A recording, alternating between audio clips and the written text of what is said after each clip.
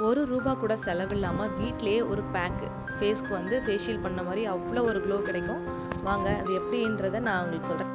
வாரத்துக்கு ஒரு நாள் கண்டிப்பாக எல்லா வீட்லேயும் மாவு அரைப்போம். அப்போது உளுந்து வெந்தயம் சேர்த்து தான் நம்ம உளுந்து அரைப்போம். நல்லா சாஃப்டாக அரைச்சி எடுக்கிறப்போ நம்ம கொஞ்சம் உளுந்து எடுத்துக்கலாம். ஃபேஸ்க்கு போடுற அளவுக்கு கழுத்துலேருந்து ஃபேஸ் ஃபுல்லாக போட்டுக்கோங்க.